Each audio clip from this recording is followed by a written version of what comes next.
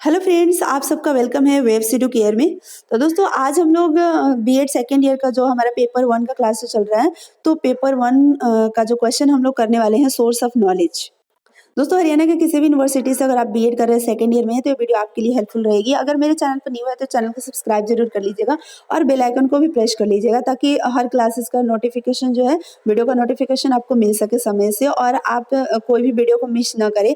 दोस्तों अगर सारी वीडियो को आप देखते हैं तो बीएड सेकंड ईयर से सारी वीडियो आपको प्रोवाइड की जाएगी सारे पेपर से, तो आपका बीएड सेकंड ईयर का जो एग्जाम है उसकी प्रिपरेशन अच्छी तरीके से हो जाएगी। तो दोस्तों चलिए पेपर वन का सोर्स ऑफ नॉलेज जो हमारा टॉपिक है इसको आज हम लोग करते हैं ज़्यादा टाइम ना वेस्ट करते हुए।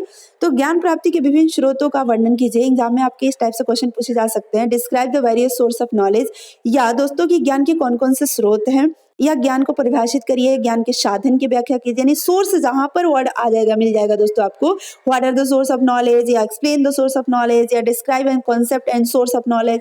यानी सोर्स जहां भी मिलेगा आपको क्वेश्चन में इस तरह से लगा रहेगा सोर्स ऑफ नॉलेज। तो सबके आंसर जो होंगे यही होंगे जो आज हम लोग डिस्कस कर रहे हैं। दोस्तों ये क्वेश्चन आपको 2018 में पूछा जा चुका है, 2019 में शॉर्ट में भी पूछा जा चुका है, तो ये इंपॉर्टेंट क्वेश्चन है। तो चलिए दोस्तों आगे हम करते हैं ज्ञान का सबसे पहले अर्थ। तो अर्थ के बारे में अगर जानना हो तो दोस्तों हमारी फर्स्ट वीडियो है उसको आप देख लीजिए, क्योंकि फर्स्ट वीडियो में ज्ञान के मीनिंग, अर्थ और types of knowledge second third video में हमने डिस्कस किया है। अगर पीछे की सारी वीडियो नहीं देखे हैं तो जरूर देख लीजिएगा। आगे हम लोग बात करेंगे दोस्तों कि जो ज्ञान के जो सोर्स है, तो ज्ञान के जो सोर्स है यानी ज्ञान के स्रोत जानने से पूर्व स्रोत शब्द का अर्थ जानना आवश्यक है। यानी कि ये कह रहे हैं कि स्रोत हम जाने, नॉलेज का सोर्स क्या है उससे पहले कि नॉलेज का मीनिंग जानना होगा। तो दोस्तों नॉलेज का मीनिंग भी हमने डिस्कस किया है, बट यहाँ पर देख लेते हैं कि जो हमारा सोर्स है, मीनिंग ऑफ सोर्स।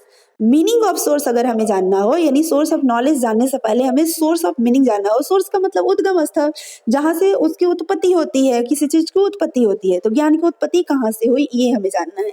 भारतीय दर्शन के अनुसार अलग अलग स्रोत बताते हैं, यानी जो हमारे भारतीय दर्शन है ये ज्ञान के अलग अलग स्रोत बताते हैं कि ज्ञान कहाँ से प्राप्त होते हैं, ज्ञान को कहाँ कहाँ से हम प्राप्त कर सकते हैं। तो चलिए फर्स्ट जो है वो दोस्तों यहाँ पर आप देख सकते हैं, इंद्रिय अनुभव यानी सेंस एक्सपीरियंस से हम ज्ञान को प्राप्त करते हैं। आंख, नाक, कान, जीभ, त्वचा, ये जितने भी हैं इंद्रिया, इनसे अनुभव करके हम ज्ञान को हम प्राप्त करते हैं। ये हमारे ज्ञान का आरंभिक यानी फर्स्ट अगर सोर्स कहा जाए तो यही है हमारे इंद्रिया।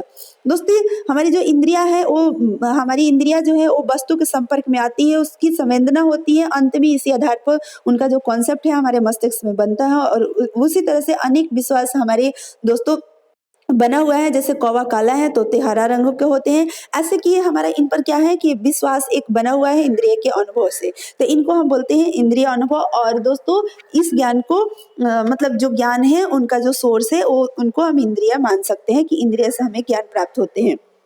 दोस्तों आगे अगर हम बात करें, नेक्स्ट हमारा जो है वो है तर्क। तर्क से भी हमें ज्ञान प्राप्त होते हैं। हमारे ज्ञान का जो सोर्स है वो तर्क भी है।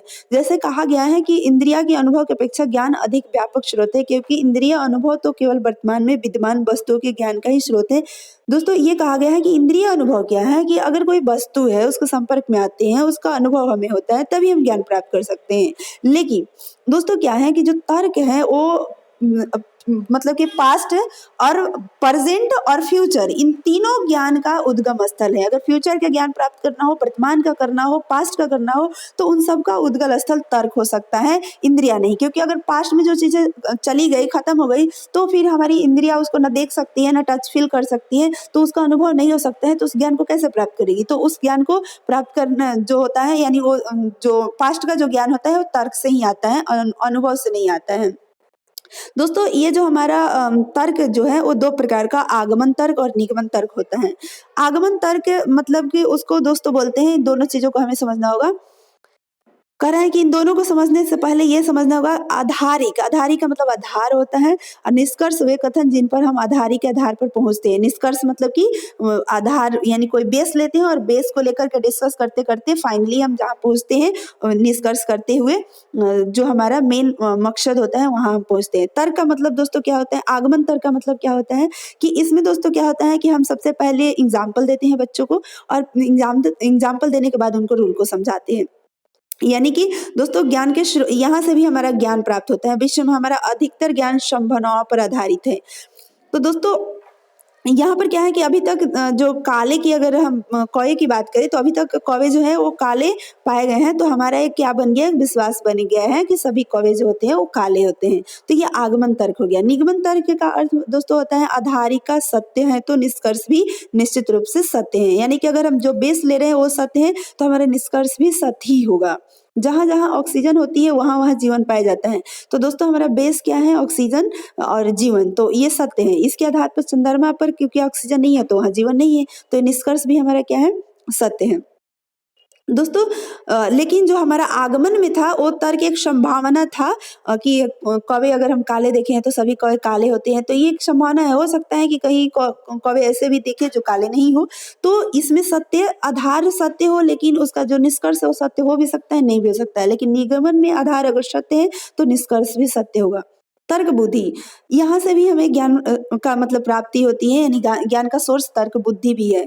व्यक्ति की उस मानसिक योग्यता को तर्क बुद्धि कहा जाता है जिसके द्वारा वह दो कथनों के बीच संबंध को समझता है। यानी कहने का मतलब दो स्टेटमेंट है, दो लाइनें और उनके बीच क्या रिलेशन है, अगर उसको समझ पा रहे हैं तो उसको बोलते हैं तर्क बुद्धि। प्रत्यय निर्माण इसी आधार पर होता है।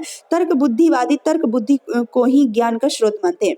यानी जो दोस्तों तर्क बुद्धिवादी है, जो ऐसे लोग हैं जो तर्क बुद्धिवादी टाइप से हैं, तो यानी कि जो बुद्धि है, जो ज्ञान है, उसको तर्क बुद्धि का ही मानते हैं कि ये जो ज्ञान तर्क बुद्धि से प्राप्त होता है। लेकिन कुछ ऐसे और भी हैं लोग जो कि तर्क में ही समाविष्ट कर देते हैं, यानी कि तर्क की प्रक्रिया में तर्क बुद्धि हमारी मदद करती है। यानी कहने का मतलब कुछ लोग का मानना ये भी है कि जो तर्क है, तो तर्क अगर हम कर रहे हैं तो उसमें कहीं न कहीं हमारी तर्क बुद्धि भी मदद करती है। तो तर्क बुद्धि हमें तर्क करने में मदद करती है और उससे फिर जो ज्ञान आता है उसको हम तर्क बुद्धि ज्ञान बोल सकते हैं। अप्तवचन यानी टेस्टिमोनी, ऑथोरिटी यानी उन विशेषज्ञों के वचन भी कहा जाता है जिन्होंने प्रत्यक्ष अथवा तर्क आधार पर स्वयं ज्ञान प्राप्त किया हो। अप्तवचन ज्ञान का स्रोत तो है पर आवश्यक नहीं कि सदैव विश्वसनीय हो। दोस्तों कहने का मतलब जो खुद अनुभव करके तर्क के आधार पर ज्ञान को प्राप्त किया हो और जो लोगों को बताते हैं और लोग उनकी बातों को स्वीकार करते हैं। तो ये जरूरी नहीं है कि पूरी 100% विश्वसनीय हो, इस पर अब अलग अलग हो सकता है। आप विश्वास करें, कोई नहीं भी विश्वास कर सकता है।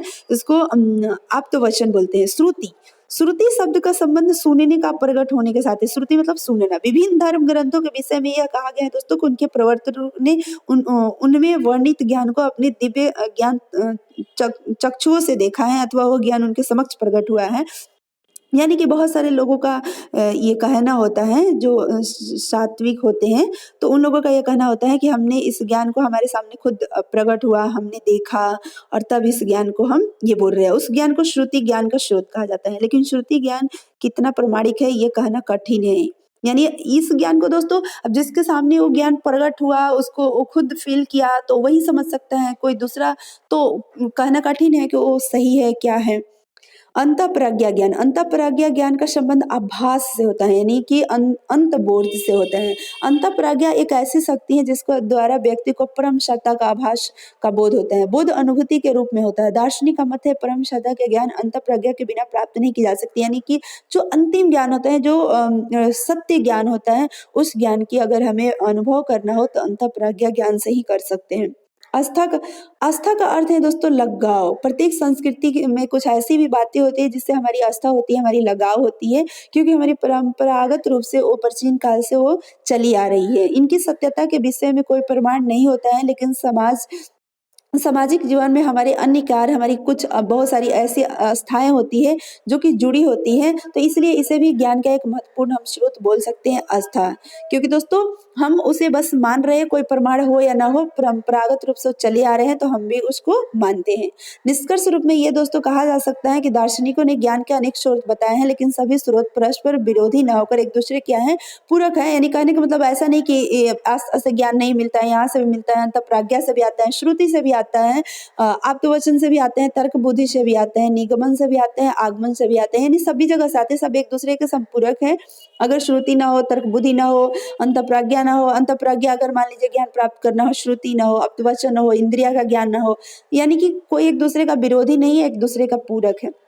तो दोस्तों आज के लिए हमारी वीडियो में इतना ही। नेक्स्ट हम वीडियो में लेकर आएंगे ज्ञान प्राप्त करने की विधि, यानी किस किस विधियों से हम ज्ञान को प्राप्त कर सकते हैं। तो दोस्तों आज के लिए इतना ही और फिर मिलेंगे नेक्स्ट वीडियो में। तब तक के लिए आप सभी को thank you, all the best.